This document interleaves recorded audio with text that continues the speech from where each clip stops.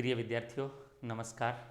आपके अपने YouTube channel पर इस ऑनलाइन प्लेटफार्म के अंतर्गत निःशुल्क परामर्श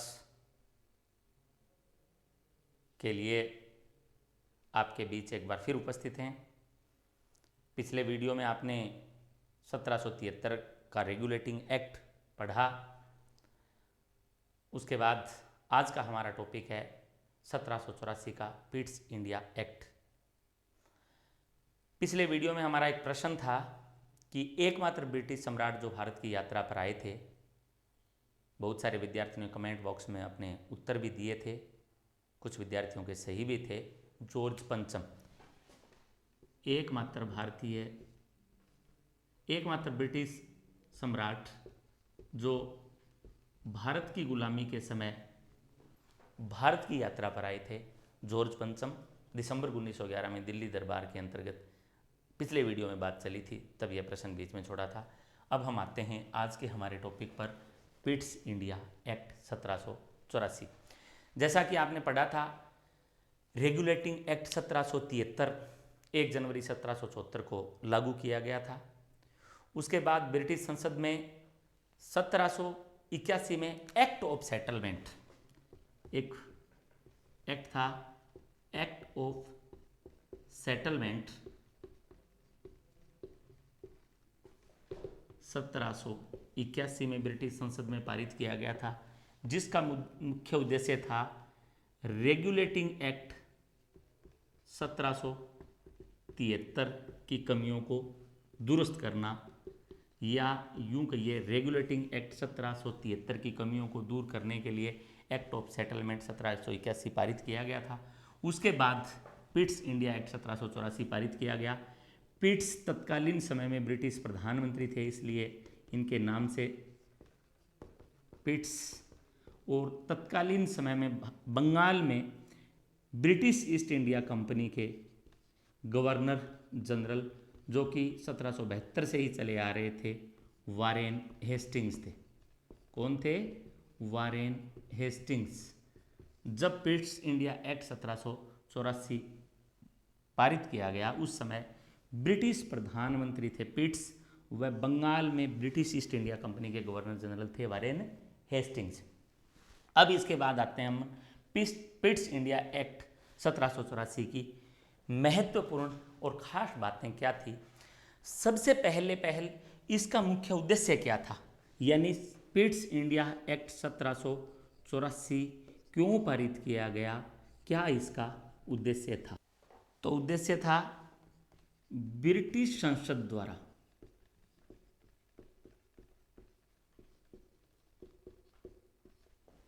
ब्रिटिश ईस्ट इंडिया कंपनी, या शॉर्ट में कहें कंपनी पर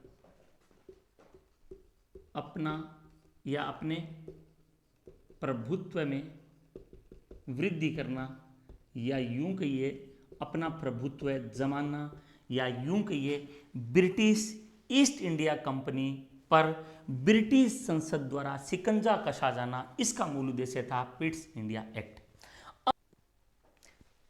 पिट्स इंडिया एक्ट 1784 की खास बातें या मुख्य बातें। नंबर 1, पिट्स इंडिया एक्ट 1784 ने कंपनी के जो व्यापारिक और राजनीतिक कार्य जो थे, उनमें एक प्रकार से कार्य विभाजन किया, या यूं कहिए विभाजित किया उनको।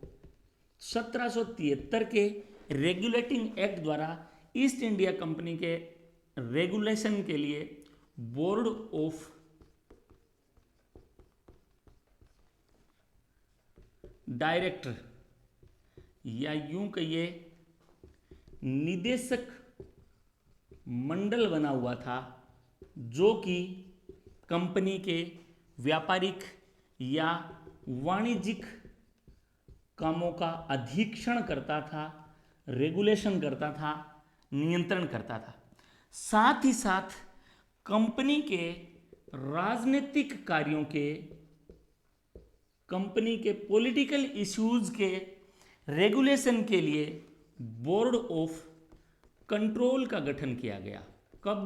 पिट्स इंडिया एक्ट 1784 में बोर्ड ऑफ कंट्रोल अर्थात नियंत्रण मंडल का गठन राजनीतिक कार्यों के देखरेख के लिए किया गया। कंपनी किस प्रकार से राजनीतिक कार्य करेगी उसकी निगरानी कौन करेगा? Board of control. इसकी व्यवस्था कब की गई? पिट्स इंडिया एक्ट 1784 में। यह 6 सदस्यीय था।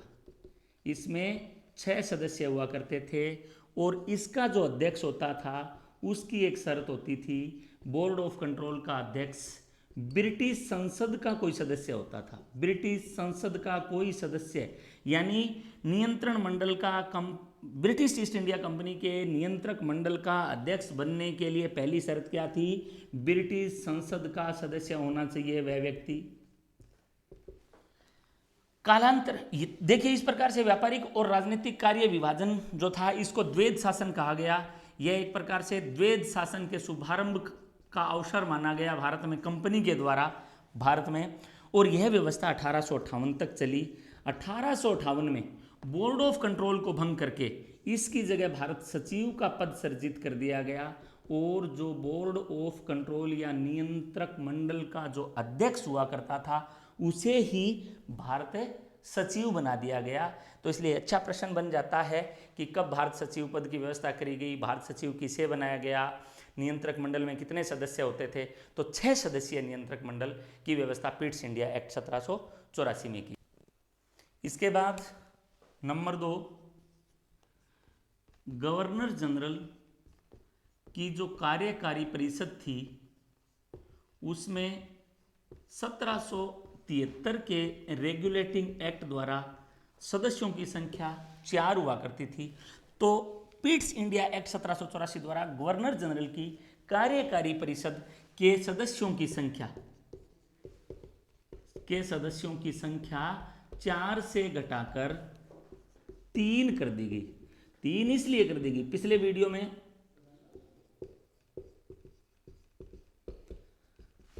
में मैंने चर्चा की थी कि कालांतर में 4 से घटाकर 3 करा जाएगा। यह टेक्निकल इशू था, क्योंकि इससे पहले क्या होता था कि गवर्नर जनरल को वही निर्णय लागू करने होते थे जो कार्यकारी परिषद में बहुमत के द्वारा लिया जाता था। तो कई बार ऐसा हुआ कि 4 सदस्य हुआ करते थे तो 2-2 मत विभाजित हो जाते थे, 2 एक तरफ 2 एक तरफ। ऐसे में गवर्नर जनरल के सामने बड़ी चुनौती हो जाया करती थी। इसलिए पिट्स इंडिया एक्ट में यह संशोधन करा गया कि गवर्नर जनरल की जो कार्यकारी परिषद थी उसके सदस्यों को 4 से घटाकर 3 कर दिया गया, ताकि 2 एक तरफ और 1 एक तरफ हो। तो ऐसे में गवर्नर जनरल को निर्णय लागू करने में दिक्कत नहीं। नंबर 3, जो बंगाल का गवर्नर जनरल था उसके अधिकारों व शक्तियों में वृद्धि की गई।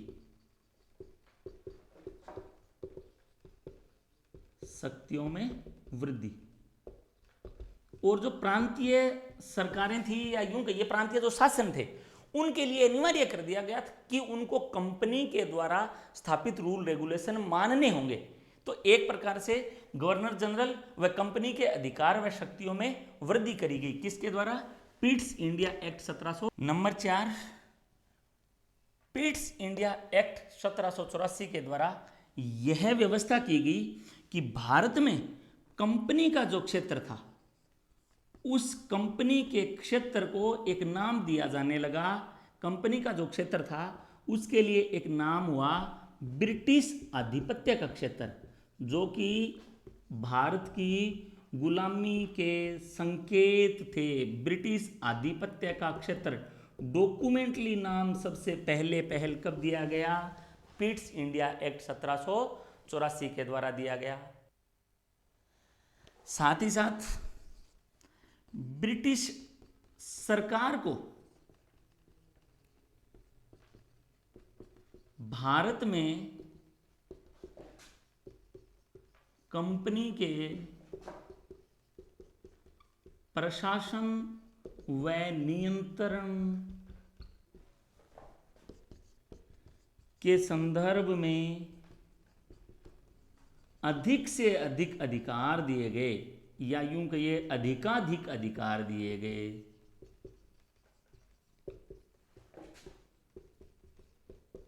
किस एक्ट के द्वारा? पिट्स इंडिया एक्ट 1784 के द्वारा। तो पिट्स इंडिया एक्ट 1784, ये 4-5 छोटी छोटी बातें आप लोगों ने देखी। आशा ही नहीं पूर्ण विश्वास है कि आप लोगों को ये क्लास पसंद आई होगी।